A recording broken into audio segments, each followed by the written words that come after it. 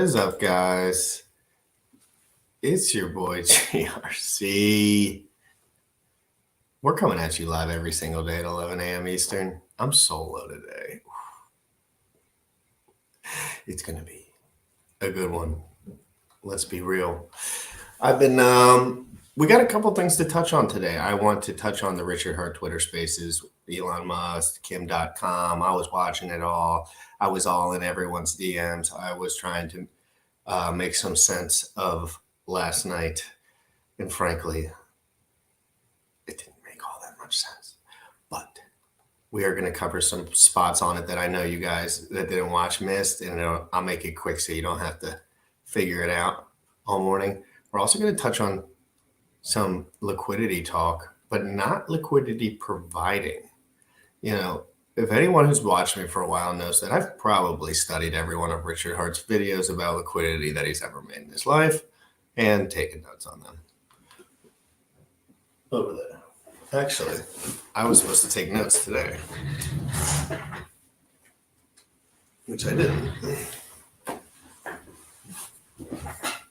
And so we're going to talk about liquidity in general. And, you know, it's not something that too many people are very into because it doesn't matter that much for most people. But I'm not talking about liquidity providing and earning fees. That matters to me.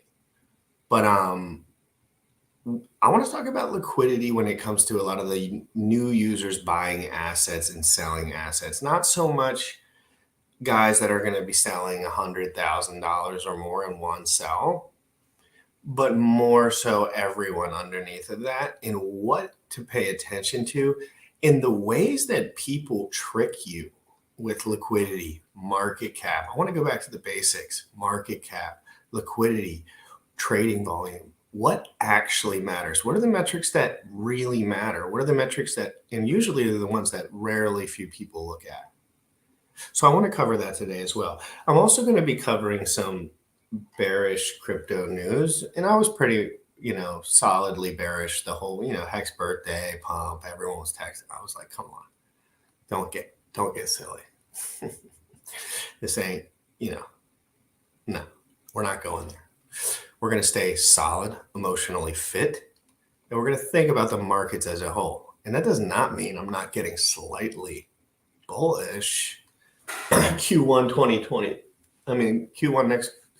I think we can get something going, but I'm going to do some rewinding of some videos, some deck screener volume trading and liquidity talk. I want to work you through that. And I'm going to go back to a Richard Hart video from way back in the day. And we're going to talk about some of the things that I learned back then when he was spitting all that alpha.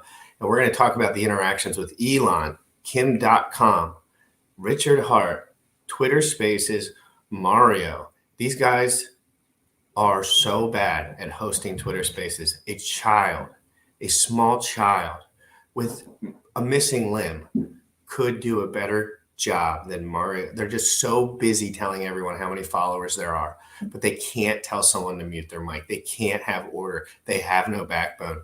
They're just starstruck. I hate that shit, and I'm not rewinding any of that. Only the good parts of the people that I like, because so bad audio, so unprofessional, so disgusting, not technical issues. It was a Mario and Kim.com little wiener issue. And I DM'd both of them 100 times and tell them to fix their shit so people can get a real message across.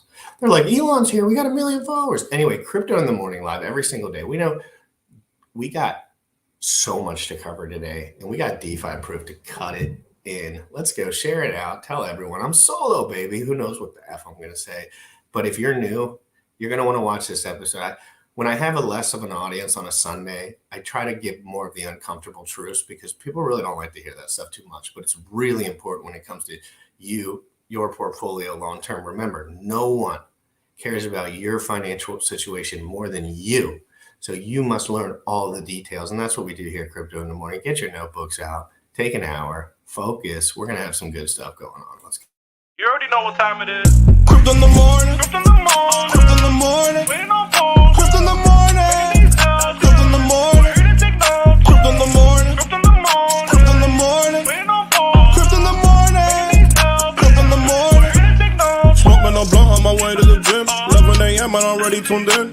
some hex and I'm making a stake. Bought me some hedge I'm making it rain. Pay me some maxi and that's just in case.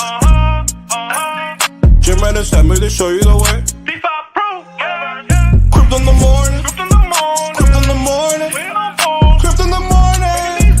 Crypto in the morning.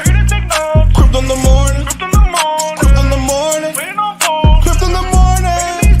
Crypto in the morning.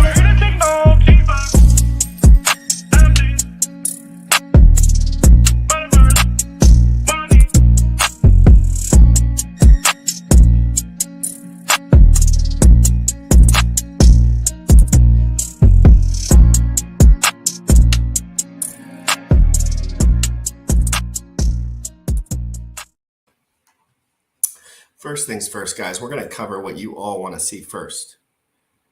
I don't hate Kim.com. I just think he is irrelevant in trying to gain fame in the improper way when right now we need structure. Anyway, guys, let's talk real quick.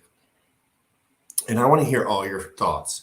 First thing I'm going to do is play the recording from yesterday, the one you guys all want to see, when Richard Hart came into the chat and then Elon came in. Oh, shit. Sorry about that. And Elon came in. I'll show you the whole perfect transition so you don't have to kind of miss how it went down. And then I'll tell you, Kim Dot kicked and he kicked everyone. It wasn't just Richard. It's all FUD that it was just like hating on Richard. He was just kicking everyone so they could have a different kind of conversation. But everyone knows I told Kim Dot what ETH and DeFi was all about. And he told me I was a shill and a dork. Damn. So let's listen, guys. This is critical. Look, double face for me. I'm going to put my face down here. Guys, this was last night. This was an explosive time for crypto. This was an explosive time for Elon, for Rick, all these guys, like, they're mixing up. These are big heads. We have battles to fight, and I want you guys to listen because this is really good. I think Richard made some good points, and he did, but they weren't really talking about crypto as much here, I don't think. But this is right when I got it. And we were listening to this right before that, and then I just gave it I got to go back to that. I sent him some super chats. Holy crap. About what good questions, and I don't know if he answered them. I wonder if he answered them. Can somebody go into that and see if they answered my 2 super chats? Really good questions. Let's go. Mario, Kim Dot, Terrible, Richard Hart, Chet, this guy. And let's go right here. You're literally one bot away from being completely removed from society. And so many people used to be able to speak publicly that can't anymore. There was a bald dude. He used to talk about atheism and being free from your parental control. I think his name was Stefan Molyneux. Gone. He's gone. Alex Jones. Gone. Trump. Gone. This dude named Destiny. Gone. And there's all these other people that are just totally gone. You'll never hear from them again. They don't exist anymore because they got canceled by all the people that are in power. So Elon bought Twitter to try and unscrew it. It's obviously sucked, which is why he had to buy it. It was good. He wouldn't have had to buy it and fix it. And then he discovers that, oh, look, censorship was happening. We know. We've all had, you're not allowed to advertise crypto on there. They don't accept the ads. You're not allowed to advertise crypto on Reddit. You're not allowed to advertise crypto magazines. You're not allowed to advertise anything except that hurts people. If you have an exchange that hurts people, they'll take your ads. If you have a casino, they'll take your ads. If you have sports betting, they'll take your ads. But if you have an honest cryptocurrency, they won't accept your ads. And so what you need to do to get your free speech back isn't to beg Elon to release papers of what is obvious, that they've been censoring the crap out of everything. Richard's so right about that. I hate the whole release all the papers.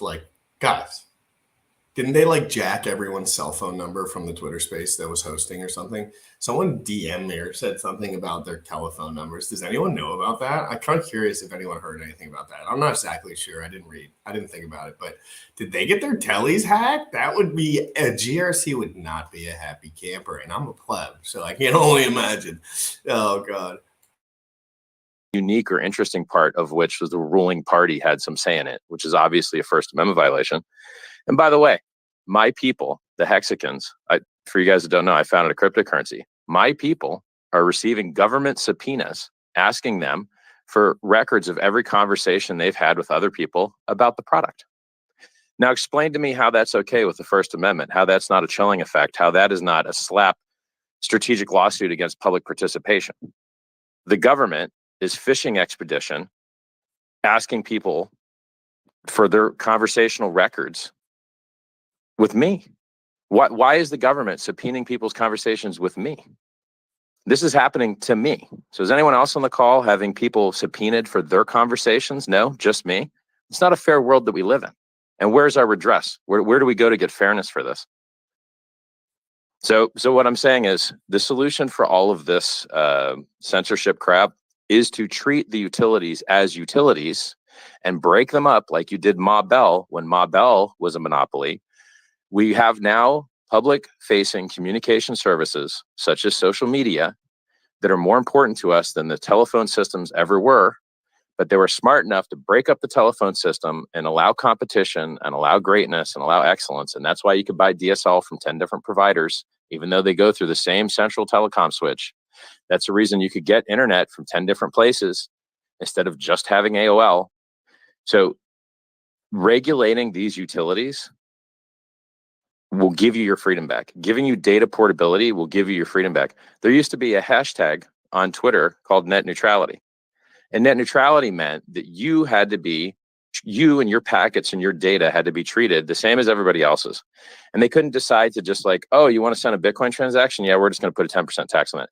Oh, you want to visit a shopping website? We put a 2% tax on that. Guys, really quick before really quick. I don't think, did Corey ask the super chat questions? It's got to be close to the end. I can't find it because I can't turn the audio on my end without it messing the show. Is anyone looking at that? If they're just sitting there doing nothing, love you. I'm gonna play it back. This is an amazing conversation, and I'm going to touch on all the SEC stuff. Because they could do that, and they want to do that. Like these telcos want to monetize in any way they can. They don't want to be a dumb pipe. They want to act like they're an endpoint and try and start siphoning money off you. And so basically, like even Twitter's trying to do this, right? Twitter wants to bang you for $8, but it's so funny. They don't really want to bang you for $8. You can still use the platform at the same level, roughly, as someone that didn't pay the $8. You're just paying for basically a hat, except they only have one color of hat, and it's called a blue check mark. So it's like a Team Fortress hat, except it's just a blue check mark, which, by the way, I had to work a lot harder for. I didn't pay. Okay, Richard's salty about the blue check mark thing, but isn't that just to like verify that you're a person almost now? I like the like human verification. I haven't figured if that's like proper yet, but I feel like maybe bots wouldn't pay $8 to spam 150 times. I don't know. What's your thoughts on that? Do you think the blue check mark is for status? I know Richard's salty about it, but do you think it's for status or for like human verification? And what do you think about that? Pay $8 for my blue check mark. I do it the hard way. So it's just, I don't understand why everyone's so excited about a data leak that something is obvious. Let me cut you off right there. The reason people are excited about this data leak is, yes, it is confirming the obvious, but there's a difference between something being true to everybody and having evidence for it. That's the difference, right? That we haven't had any hard evidence that they were actually colluding. They could deny it, and there's no way to say, hey, you guys are lying, because that would be stipulation. That's the difference. That's why this matters. If we're going to, when I say we, I mean as in the public, is going to make this into an issue where they bring it into the court of law, we either through AG, some state, from places like Florida or Texas, or if they're going to do it in Congress, they need evidence. They can't just be saying, making assumptions and going on some fishing expedition to make the claim that can easily be denied and shot down. That no court is going to say, oh yeah, that's totally legit because it seems to be true. No, there needs to be evidence, and Elon has provided the evidence. That's what we're excited about. Elon, I shouldn't ask you, Richard. I shouldn't ask you how you feel about the EU's proposal concerning Twitter in the next few months. Then, Yep. What was the EU proposing? Well, the EU's basically saying that they're going to prevent the they're gonna bar Twitter unless they do something about the potential limitations on freedom of speech. No. But, you know, if I remember correctly, every big global war has come from that side of the world. So maybe they should chill out and let the free speech stuff work. I'm just joshing with you, but it's nice to see you. How you doing? Good. So like the solution here is, by the way, Twitter is a private company. They could ban everyone named John legally. They're like, yeah, you're just not allowed to be named John. We don't serve John. Sorry. Bye, Johns. So the only way that this evidence is going to be useful is if the ruling party used it to stop people's First Amendment rights. And I'm telling you, I think there you have it, though, Richard. And I'm speaking to you as someone who worked for Biden years ago and blew the whistle and came forward. I just had, I don't know if you saw it. I gave it to Mario. It could be up in the little top, but the Daily Caller just showed the subpoena. They subpoenaed all my social media when I came forward. I'm just a regular citizen, but they did it under sealed warrants, and there's a sealed case. I don't even know what it's about other than I'm being investigated simply because I came forward as Biden. So what this is showing is, and I'm speaking to you now, you know, with my lawyer hat on, is what Ian pointed out. This isn't just rumors, isn't just like people saying or colluding and talking about it. It's actual receipts of showing what prosecutors look for is a pattern of behavior, and also receipts. It shows when, why, where, and also the motive of how the DNC and the Biden campaign and then the Biden administration colluded with intelligence agencies. Now that's very key, because then you get into the constitutional rights and the intelligence community. They take, you know, and just like Biden, when he, you know, in his administration, they took an oath to uphold the Constitution, and they violated that oath. And that's what Elon Musk pointed out in his tweet. That's why this is very important, because this is historical. This will go down in history, and it's going to take a while for it all to unravel. But Elon Musk, you know, I don't know him personally, but he is heroic for doing this, because he's coming up against a huge power machine that might affect all his other businesses because of his government contracts.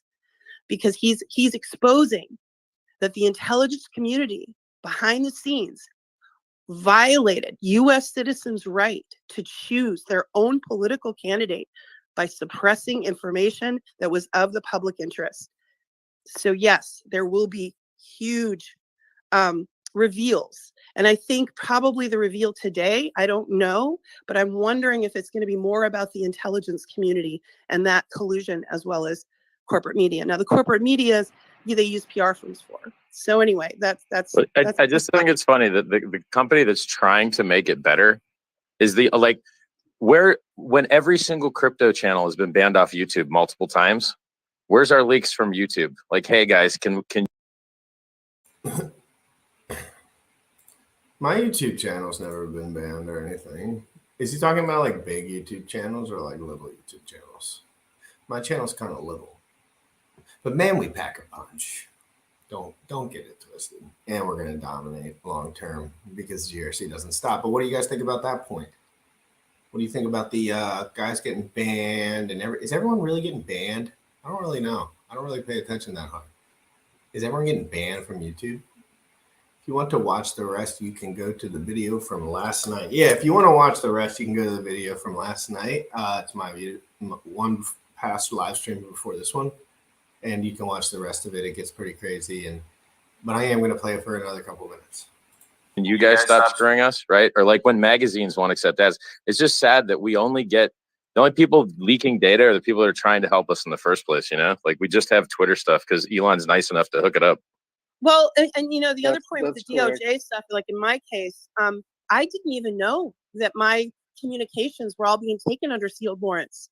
The only reason I knew is that the Twitter attorney contacted me and said, look, we had to go to court to tell you that you are under surveillance by your government. And so as a citizen, I didn't even know. And so I'm just a minuscule example of a very big problem. And so they did take all my Twitter, all my Twitter information, all of it, as well as my Google, my Gmail, my Instagram, my Facebook, which I've deleted those apps anyway. But the point is that those companies didn't contact me. Only Twitter did, and they had to do court cases and spend thousands to do it. So that must have been under Jack Dorsey. I don't know, but I do know that I've been shadow banned on Twitter before Elon. Now I'm not, and I've been suppressed because they saw me as a threat and tried to destroy me using intelligence services. So that's what, to your point, that's why this is such a big deal. Not just for me, this is for all American citizens. American citizens should not be under surveillance by their government because they're using Twitter and Instagram and Facebook if they're not committing a crime. Simply if they're whistleblowing. The Fourth Amendment, it clearly states that you should be free from unreasonable search and seizure and blanket phishing, like mass surveillance. I mean, Snowden was proved correct. Like he was right. There was illegal surveillance going on, and then everyone forgot about it. Nothing changed. The important part here is you got two enemies. The government is your enemy. They need fixed. They're doing things they shouldn't be doing, and it's not good for them or you. And the companies need fixed. You need competition to breed excellence. Unless we have data portability, and unless we have these utilities treated as utilities and broken up and demonopolized, you shouldn't be able to get cancel cultured if 3 companies ban you. That's not a sustainable way to live. So we've got two enemies here. One is the company monopolies, which are emergent, or not in Facebook's case. They're not emergent. They buy every competitor. And they're also government overreach. And they're two enemies, not one. Spike, I'll let you. Spike, I saw you. Just quickly, Spike, I saw you unmute a couple of times, man. I'll give you the mic. I know it's your first time on stage. I appreciate it. And I appreciate that. Really, the only thing I was going to add to this is that you're not going to see any kind of substantive change unless you have the public support behind it. And that's going to require these kinds of disclosures happening more and more, which is why I'm hopeful that this isn't just day 2 of Twitter files, but that we're going into multiple days of Twitter files, releases on all sorts of different things in every single sector of society, showing how Twitter and no doubt every other big tech company has been colluding directly with government to suppress information and to essentially exile and blackball people from the internet space.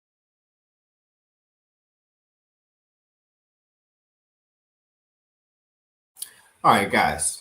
I'm going to cut to the chase for you that wasn't maybe paying attention, but I was paying attention last night, so I can tell you everything.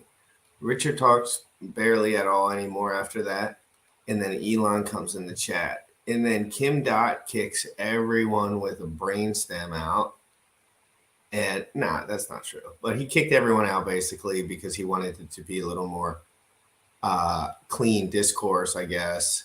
And that was the last thing that occurred. Nothing but unprofessional audio, no one taking control of the conversation to allow a real message to get out. It was frankly bothered the shit out of me. I could just be very neurotic, but let me show you how Richard unblocked. Everyone knows that Richard unblocked the God Rat on Hex's 3rd birthday, which is legendary, in my opinion. And look at here. So what is Richard responding to this, right? Because let's be honest, Richard has emotions and he lets them fly on occasion. Not your space, not your microphone. Learn. Don't suck middleman D. Don't let people troll you into promoting them. Basically, he's coming at Kim Dot, calling everyone a D-rider. And to most people, you are nothing more than something to be tricked into liking, following and retweeting them. They're similar to trolls, except they want to punk you for engagement more than rage. Starve them. I hope he doesn't feel that way about me. I think he does feel that way about me, frankly. Like Richard thinks my whole entire trajectory is based on me just D-riding him, which, whatever. I don't care. I could give 2 shits, but I like Richard. I think he's awesome, really smart. So yeah, Richard did a little clap back, a little big D clap back. We all know. So Will S. Elon. So you guys get the picture, right? We don't have to think about that anymore. So yeah, exactly. What's going on? You don't have to think, oh, everyone was hating on this. What's going on is Kim Dot wanted some open counsel, and there were some guys with a little less followers, Richard probably being one of them of the group, and he just booted them all. But as trolls, we, people that like Hex and stuff, are allowed to have fun, right? Yes. So that's where GRC comes in, right? So I start DMing these guys off the absolute chain and doing a tweet storm saying funny things. And I think if this one is the funniest. So if you want to retweet this, I'll drop it below. It says, why did Kim.com kick all my bros from the Twitter space with Elon Musk? Very not free speech of you, sir. DeFi, a little fun. I like to have fun with it rather than get all butthurt and like put a little like slight troll on the guy, but nothing serious. If you want to, and I actually did a Twitter space with Kim.com and learned that he knows absolutely nothing about DeFi, nor has he had any education or prowess in that department yet. I'm not saying he has no prowess in other departments within the DeFi. He is, frankly, just trying to get followers. I don't know why. He's probably coming out with something. So if my GRC senses were tingling, Kim.com's making a play. Hey, I thought, oh, he blocked me, bro. He went from following me to blocking me. Kim.com. What a pleb. What a pleb. Low ball. Wah, wah. Limp cock. Limpy. We'll call him Limpy from now on. Kim.com's new name is Limpy. So I want his new name on the internet to be Limpy. And I will make that possible in a tweet later. So guys, when you see my Limpy tweet, you let Kim.com know that his blood pressure is getting out of hand. And he needs GRC's help more than anything. I'm kidding, guys. It's all just a fun joke. I'm not worried about it. Frankly, that guy told people to buy scrap silver before Ethereum if they were broke. His words, not mine, guys. Sorry. Let's play the... I'm going to give you guys some liquidity alpha and some Richard Hart, like real alpha for us, not this whole fun like stuff. I'm going to get some real dirty stuff at the end about liquidity pools, but not about providing liquidity, but what it actually means. Why things look a certain way. What metrics should you be looking at? How do people, even really advanced people, mess up the market cap thing? They really, and I know it seems simple, units, time, value. It's not that simple. It depends on the distribution. And we're going to talk about all that. We're going to compare Hex, Zen, Ethereum, BNB, some stuff like that. And we're going to play a little old Richard Hart alpha videos, like 5 minutes long. And I'm going to kind of wrap it together. But if you're kind of in the mix, please watch the end, because that's the kind of stuff that I would have liked before I started doing all this. It's really like some information that doesn't get brought up as much anymore. And I'm kind of locked in on it because I'm like more of a bottom level user. Like, yeah, I maybe have more crypto than most people, but I'm just your average dude. Like, I want to see, I'm kind of risk on, like trying to see what's happening. And these things are fun for me to look at, poke through and learn before my bank account, prices me out of even caring about that shit. And I understand why sometimes people just buy ETH, because it's like, at what point do I even care enough to look? Like, and ETH has like a good chance of being there for a while. So, you start to understand things as your need for liquidity rises, the different pools you must use, the different pools you should think about using. The reason super rich people don't look at Hex and Hedron and stuff, super rich people, is because they don't even care. There's $6 million in the Hex USDC pool. To some people, that is fucking, why would they ever even, what's the best they can do? 6.2 million? So, but to some people, that could change their life forever. And then there's everyone in between. So it's important to understand these dynamics. There's a reason certain guys only talk about Bitcoin. It's because they probably have a fuckload of money. And they don't even think about the other stuff. Now they're starting to evolve because Ethereum's liquidity is truly more ripe and better. And then things grow over time. But we're going to talk about all that stuff. Is Scribbles in the house? What is Scribby's talking about? Scribby's. Who's got 6 kids? I don't know what you're talking about. But let's get into the last 20 minutes of this. I asked Eric Wall some pretty hard-hitting questions, and he gets into the super chats here. So we're going to go to 8:18 and watch this for about 10 minutes, and I'm going to comment on it. And I agree and disagree with a lot of things that Eric Wall says during this, but I think Eric was fair the entire time and reasonable, and I think he's frankly reasonable. He seemed reasonable. I don't know. Everyone that commented under him saying he was the biggest piece of crap, they just want some sauce out of RH's sweet nectar hole. Okay? And the truth is I thought he was being reasonable. I thought it was a great chat. I thought it opened up a lot of talk. But at the end of the day, like, I don't think he was right about everything, and I don't think he knows everything, but I think he knows certain things. And I think Corey in this interview was great. So we're going to touch on this for a minute. But I asked the super chat that I was waiting on getting an answer for. So, time to answer some questions, but I don't want to keep you if you can't. Yeah, sure. I have some more time. Sure. Okay, so let's see what questions we have here. So let me see what we got here. Let me go back in the chat, because I know that there were a lot of questions that You don't have to pick only the nice ones. Actually, I like the mean questions more. The ones that try to put me on the spot. Meme Coin says, "Are you disappointed in yourself for not focusing more on calling out the FTX and Celsius scams?" That's a very good question, I think. I don't know if I'm. So what my skill set is, what I'm good at, is highlighting specific flaws in the architecture of various blockchains. Mm-hmm. So I can identify centralization, poor privacy, things like that, like things that are fundamental to the technology itself. I'm not going to be able to say whether or not one operator of a centralized exchange is necessarily more scammy than another one.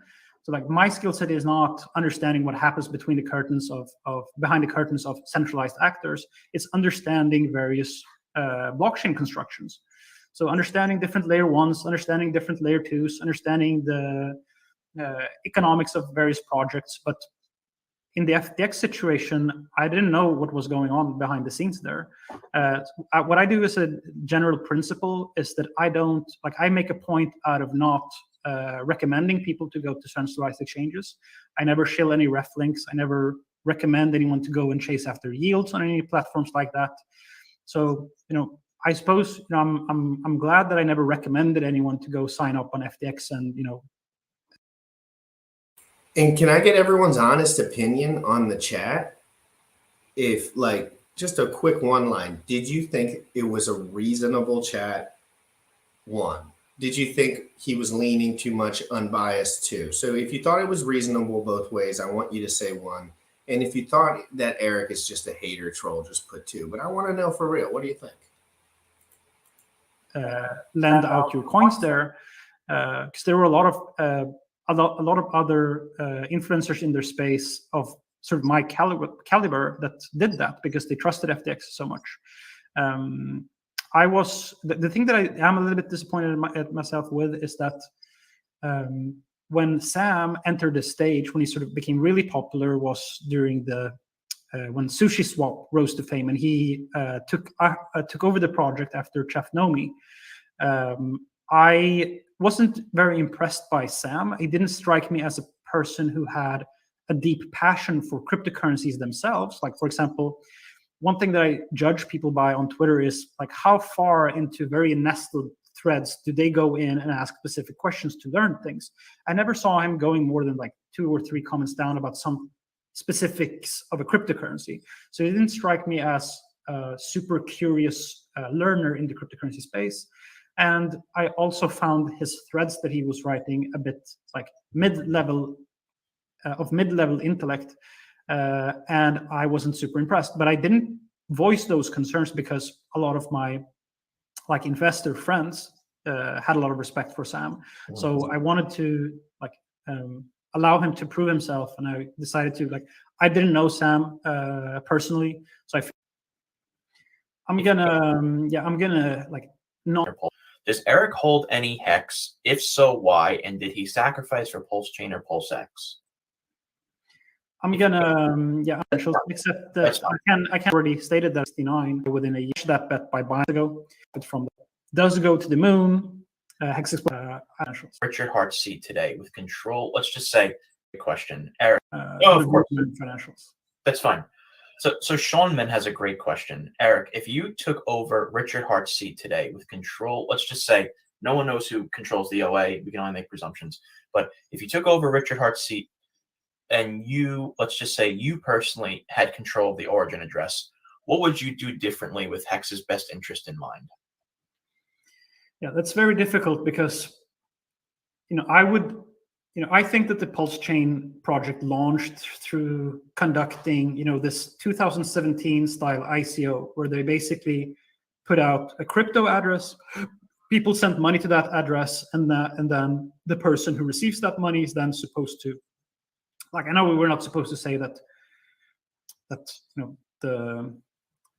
we're supposed to say that it's just a donation, right? Right. But in my opinion, that's a lot of cover your ass legalese, just to try to make it not a security. But most people in crypto stopped doing these types of ICOs where they just put out the donation address and give retail people access to invest. Basically, well, people were buying something through the donation, they were buying points, right? That's where the volume multipliers and everything comes from. People were donating in gamified fashion to get as much sacrifice points as possible. I wouldn't have done that because that's we've known for quite a long time that there was a gray zone back in 2017 where we didn't know that raising capital in this way was illegal. Basically, I'm not saying that I will do whatever the laws. I don't think that what the law necessarily says is the higher moral authority, but still, there are many ways that I can enjoy my life and have fun and build products that doesn't involve me having to squirt securities regulation. So I don't think that I would have created a project where I had a bunch of retail people invested in my product at this point in 2022. So it becomes, so if I just woke up in Richard's body tomorrow, and then I had this Pulsechain project to launch, and I had a bunch of retail investors, and I couldn't even step out and make proper use of those funds that have been sent to the sacrifice address, because then I would risk getting myself into prison, because I would be very clearly violating securities law by giving people a reason to expect a profit by the work that I was doing with those funds. So I don't know. I would have to think about it for a long time. What would I do? Maybe it's an interesting mental game to play with yourself if you're in that situation. But there's a lot of ways. There's a lot of things that you have to think about if you're in Richard's shoes, because you have to dabble all these other concerns about your legal situation in this context, basically. So I suppose I'd try to. I don't even know. Would I try to launch Pulsechain or not? Because I wouldn't legally put myself in that situation of having to run that project. So I'm not sure if I have integrity. And Franklin asks Eric, thought it was a stupid. I think the one address, well, need the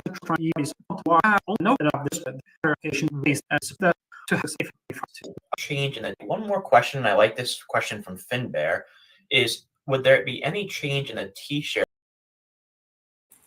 What the actual F?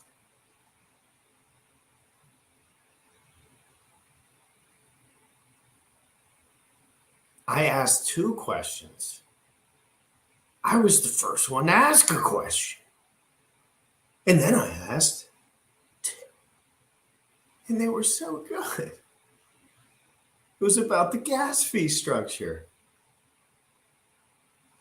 It was about whether the second one was Richard Hart stand up for Hex the same way he does now in 15 years. So it's just a question, open up some talk. I'm 0 for 1 today. Oh, wait. But I'm going to give you some sauce real quick. Let's get saucy. Let's get super saucy. It's Sunday. I want sauce.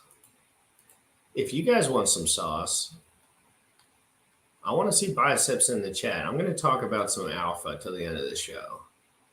But I want to poke into this shit because I don't know if I'm going to spend too much more money on Hex. I'll probably do one more buy that's big if it gets crazy, but I'm not super worried about it either way at this point. I know, right, Christian? You're right. Dude, the questions were dynamite too, technical dynamite. And that's just his favorite kinds of questions too. I thought. I really GRC, yes, it's about to get saucy. And if you love just cheerleading and deriding and just being on one team and thinking really close-minded and being super biased, don't watch the rest of the video. I'm telling you that. This is not for everyone. It's Sunday. I'm giving it. I'm sacrificing my soul to the Lord, my sauces to the Lord. And in return, he will give me cheats and spices. Okay? So it's going to get spicy. But this will preface it. So Hex's liquidity used to be, we made the Uniswap popular. Hex was 40% of Uniswap's trading volume and liquidity for a long time. And, you know, now it's still top 18 or 19 liquidity. And their liquidity is being subsidized. So they have oversized Ethereum and wrap Bitcoin and USDC volume because it's being subsidized by this Uni token. And Hex is still top 18. And by the way, the liquidity's gone up. So if you go to uniswap.info and you click liquidity, you can see the chart. It goes up. And, you know, it tends to go up when the price of Ethereum goes up. And then, you know, people get rug pulled all the time, right? So they'll buy a coin and they'll be feeling really rich and they'll go to sell it. And then there's nobody fucking buying. And the shit is at zero, right? Well, if you look at the liquidity on the Hex ETH pair, it's been going up for a long ass time. Oh, 70% dip. Who gives a fuck? Liquidity is still there, right? Like it's not an issue. This is exactly what we're opening up. All right. So he said it verbatim. I thought I remembered him saying something. I hadn't seen this video in a minute, but I remembered it when it popped up. So we all know we're going to compare a couple of things real quick. It's going to get technical, but I'm not going to slow it down. I'm just going to go 18 minutes. So what do we know? Hex came out and there was a USDC pair. What does that mean? That means there is only in this universe Hex and USDC. And there was fees in Ethereum, yes. But a pair that's bound to the dollar has only one place it can really go in a way if it's new and there's no liquidity. Especially the way that it goes early on with Hex, the marketing. Richard went full, God mode marketing to try to follow all the rules, trying to do as much as he could. And then things get to a different level of liquidity, right? And now, in order to buy a big chunk of Hex, you probably need like 20 grand to even put a wick on that. Like a nice little something. So think about that. That is directly proportional to how many people and how much money is in that pool. But what at the same time did I say earlier? Super rich people don't like to play in these pools. Even kind of rich people don't like to play in these pools. Now, these are risk-on things. 5% bags maybe for a super rich guy if he was being smart. 10%. Because if you put that much in, it's going to do the rest for you. With USD valuation and appreciation over time, via more people coming in, basically, and more stakers staking and more community projects and more users. So remember, what are users that are new looking for? Like sometimes there's a big gap between the guys with 100 grand in crypto and 1 grand in crypto. Sometimes, which one's more important? A million guys with a little or 100 guys with a lot?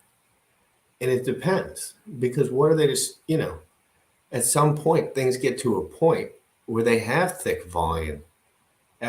Now Hex is still light like a feather. I'm going to look at this after, but 2 million roughly in the Ethereum pair and like 5 or 6 million in the USDC pair. And we'll put everything else on the burner for now. Right? So now there's two things that are about bonding Hex down, which would be Ethereum. Like Ethereum has to perform. It has to perform now. So that now not only the US dollar is pegged to it, but Ethereum is.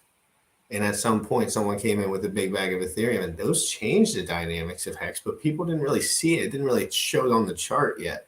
It shows when people start earning money on fees in the system, like Sam Stolt does, right? Lots of big fat money comes in there, and the dynamics of the trading and the users change.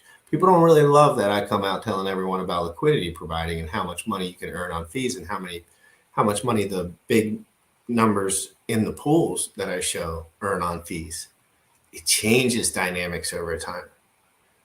And things have to be really community driven. People need to step up. Alex from Hedron, Maxi, there's guys that have tried and done a good job. And I don't know exactly the future. I don't think anyone does, but I guess we will see. But let me put it in a different example then to open it up before I go back. You guys know I've been playing with BNBP a little bit, and I'm only using this example because it really only has one pair, Binance. But at the same time, that gives it a little freedom. Now, if it was two thick pools on another thing, it would change the dynamics of that quite a bit. But it's not there yet. So it's a little bit free to move. You got to think about some of these nuanced factors in the users coming in. It's extremely important. You don't have to listen to these guys telling you you're going to be rich in 5 years. No, it doesn't matter. A lot of my friends are rich. Frankly, a lot of them are alcoholics and they're depressed. They hate their wives, or they hate something, or they're crying about whatever. So let's be honest, that's not what we want. We want intellectual stimulation and freedom. And that's what from learning. That comes from learning. Well, Christian, you think that's the secret sauce, but really it slows down their marketing attempt for extremely high value appreciation really fast. Because what happens is guys like Sam are earning full-time jobs sitting in a pool of Hex and USDC or whatever. I don't know what he's doing. But Hedron would be more likely. And then it changes the dynamics. And they can't predict how fast guys like me, Sam, 100 other dudes will learn this shit. And Sam's a fucking motor, bro. He'll run the shit forever. He can't stop. I don't know what he's going to do. I can't frankly tell you. I have not a clue. But he's always been crazy and smart and locked in. And now he's in dad mode. He's not having a kid. I don't think he's but he's starting to feel like that. Anyway, biceps in the chat for Sam and Bullish. Bullish is going through stuff with the family. We need biceps. Sam is driving his girl to the airport. We need biceps. And GRC is here alone. Saucing. But I want biceps no matter what.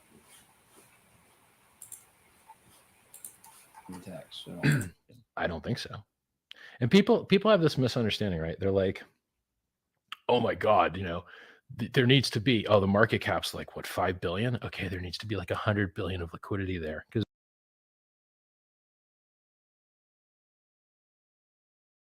okay, sorry, Richard. I'm going to have to stop you again. Richard is saucy as well, as you guys know. B-Ray in the chat. Doc. Anyway, Richard, remember guys, Richard is saucy. But what's the difference between Richard and GRC? GRC ain't selling nothing yet. GRC ain't got nothing to pitch yet. I'm just learning right now and just getting my foundation settled still. And I know sauce. So let's go back and make sure he doesn't use any witchcraft voodoo which he tends to do, but it's always in the fairness of the team. He's always doing it for the team. I don't think so. And people have this misunderstanding, right? They're like, oh my God, there needs to be, the market cap's like what, 5 billion? Okay, there needs to be like 100 billion of liquidity there, because they're just idiots. Like, they don't understand anything about market. He's kind of right, kind of wrong. People don't understand market cap, but it doesn't mean it doesn't matter, because that's how the ranking sites list things. One of the good things about Hex, but kind of the bad things about Hex, is that its market cap is disgustingly high, but the numbers don't represent that whatsoever. So sometimes it does get listed high on a chart, but just like that listing on the chart. But if you want to talk about volume, I would bet you right now Hex is not in the top 100 of volume on Uniswap from 24 hours. One's in the chat if you think Hex is, okay, we'll do 50.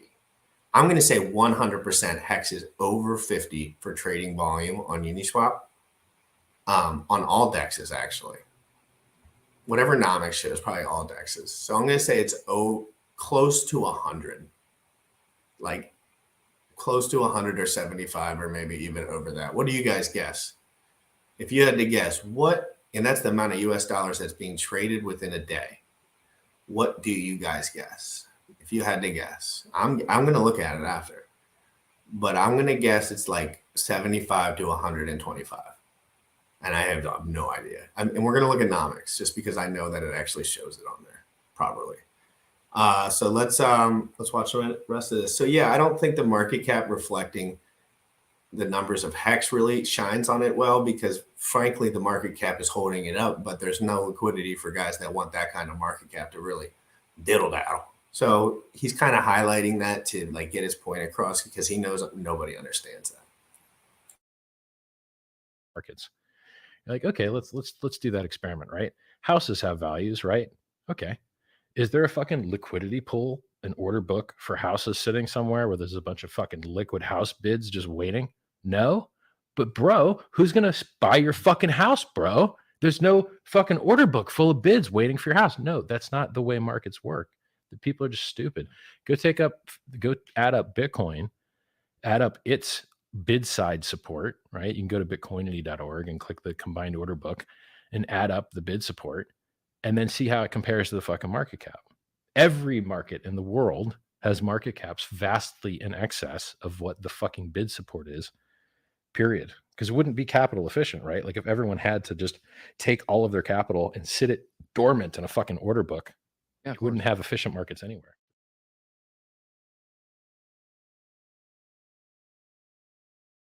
All right, so I found it. I was just looking at this and I clicked it over. So Richard said it was trading in the top. It was 70% of the Uniswap volume, and then it was top 20. And he still might be right about that. But let's look at actively traded cryptocurrencies, right? And we clicked on volume, not market cap. We clicked on volume, and I think volume is much more critical personally. So what do we see? Tether up top. You're going to know that's true every time. Whatever stable coin is getting traded the most, But we're going to kind of cut the stables out of this. It doesn't make a huge difference because the custody stuff. So, all right, let's just see how long it takes us to get to us, because it's not going to switch the numbers, I guess. So we'll start going down the list. You see Monero, Uniswap, duct tape token, duct tape token, duct tape token, duct tape token, duct tape token, duct tape token. Why is it top 20? It's a duct tape token, right? I thought it always mattered, innovation and stuff. Duct tape, skin tag token, skin tag. And okay, maybe in the future they'll use it, but Shiba, EOS, Cosmos, Filecoin, Trust Wallet, Near Protocol, Aave, Thor, Wrapped Bitcoin, Curve Finance. Let's see where Hex is. Sorry, guys. I know the truth is fucked. Oh, here it is. And when it says transparent volume, that means it's mostly on chain, which is one of the things about this that is actually changes the dynamics even more. Oh, I got to look at a different thing. This probably doesn't make sense, but just for reference, like it's top 20 in market cap, but probably like top 100 in volume. You guys get it? You guys understand what I'm saying? Can you talk to me? Do you have questions? If you have questions, I want them answered. Do you understand volume? You know why volume is important? Do you understand liquidity? Do you know why liquidity is important? Do you understand what market cap is made from? You must understand these things if you want to learn this shit. Now, if you just want to buy and stake and buy ETH and buy Hex and buy this and stake it, just do whatever. But if you like to learn all the details so you can master a subject, I love to master the subject. It's fun. It's more fun that way. So, do you guys catch what I'm throwing down here, or am I just being a crazy man?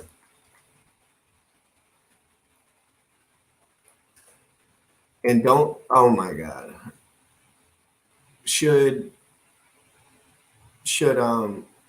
I even talk? Oh my God, I took crazy notes on the gas fee structure for Hex. Does anyone in here even care about the gas fee structure, long-term scaling of Hex? If you like that, I want one in the chat because I'll talk about that. I wrote some notes on that yesterday. I learned all that shit yesterday. It's best to look at them all. You have to look at them all and understand why they are what they are, and just understand that more users, more people, more innovation has to come in underneath of it. Oh, you guys want to know about the gas fee? Oh my God. Oh. I didn't think I was going to get anything.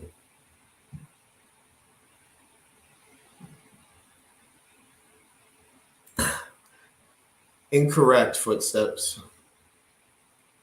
Every dollar that goes into your product is critical. Everyone that buys your product, it's $1. And whether it's traded on chain and like, for example, like Zen has more 24-hour volume on chain than Hex does. It also has more volume on sexes than it does on dexes. So it just has fuck tons more. And that's daily volume for a product that's 50 days old. That's just an example, guys. Like, I'm not a fucking, again, everyone can think that I'm just trying to do whatever. I don't care. I don't make the rules for the future, bro. My channel's not that big. I don't have that much money, period. But this is something that I've had a personal problem with for a while, and it's long-term scaling in the gas fees. Because what do we need? I understand the time value of money, but at what point is that not the best option for time value of money? Right? An ERC20 that can be staked, but the gas fee structure is ridiculous. But why is the gas fee structure ridiculous? I'll tell you why. The computation power it takes to, in the gas fee structure that they design, it has to account for everyone that's moving in the system and every day that goes. The computational power, I think it's called VMUs. Is that what it's called? VMUs? That it takes. It actually has to keep accounting for everything because of the T-share rate, because of the different, and it really stresses out the gas fee system. But there's people that can do it without. And this is just an example. And I told, if you don't want uncomfortable truths, I don't want to talk about it. Right. This Sunday, I'm just doing my thing. But something like Zen, when you could stake it for 1,000 days, unstake it whenever you want. The gas fee's fucking zero all the time for that. I mean, the bottom layer all the time for that. But why? Because it's not accounting for the computational power of everyone else. It's not accounting for a T-share rate. It's not accounting for everyone in the system while it bucks up. So, and I'm just talking about an ERC20 that can be staked. I'm not talking about team cheerleader right now. I'm not a fucking pussy. Okay? I'm thinking about ERC20s hosted on the internet that can be staked, that have communities, that are decentralized, that are immutable. I'm not talking about whatever you guys want to put in between vampire, this, block this person, do this shit. It's all bullshit, bogus, high school, low-grade shit. Anyone who thinks like that will fail long-term. It's like people thinking about $100 when in a year you could have $1 billion. You got to focus on what's actually going on. And you want to make sure you have your hands in a couple of cookie baskets or jars, or you will get in trouble. And I don't know what the future looks like. Okay. But understand that if 100, 200, 300,000 more people come into the Hex system and they all stake, there's people that have 800 stakes that I know coming out over the next 5 years, 6 years. They basically have a full-time job of paying gas, or they're fucking wrecked. So what do? Pay their employee. They try to use it in whatever ways they can. But no one's coming in right now, and it's okay, right? But long-term scaling, if you want 1 million more people in here, what is a 15-year end state going to look like? What is it going to look like to start a stake? What is it going to look like for new users to come in? For people to contain and make those liquidity pools more mature. This is what Eric Wall tries to highlight, but it's not easy to highlight unless you have an audience that understands the way you're thinking. And that's what I've, over the last 200 days that I've streamed every day, you guys kind of understand where I'm coming from now. So I can explain these things a little bit slower and a little bit more. You don't have to understand everything, but you need to understand that if lots of more people come in Hex, that gas fee structure can get tricky, and we really rely on Ethereum to fix that. And they're not, that could be 4 or 5 years.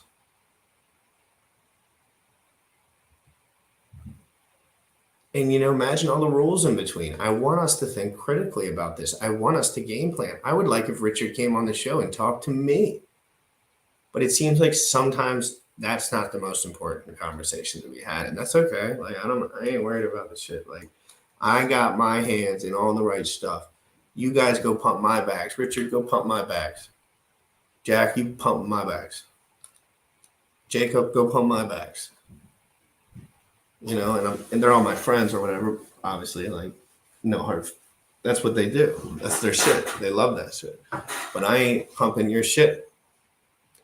But I will critically teach people about all the details. I have stakes. I have Hedron 10x bonuses. Bam. Love those. I have an Icosa stakes that I like a lot. So it's important, but I also have Zen, Mint, Ladder. I also have fat load of Zen that I bought at the bottom. I also have, or whatever, the bottom at the time. There's just other things that could happen. And I also have BMBP, which I think has a lot of product market fit. I think other than everything I own, BMBP has more product market fit than all of them. Do I trust RH for what? I don't need to trust him. He put something out into the universe that was pretty damn cool. It's on us now. It's on everyone. It's a community thing. And what happens when I talk about any of this shit? I get blocked. It ain't about trust for me no more. I tried to play a good boy cheerleader for everybody. And I got shit on, frankly, and I didn't care. And I was like, this is low ball shit. I'm going to just shine brighter than all this shit. But I ain't going to bow down to anyone's narrative. No.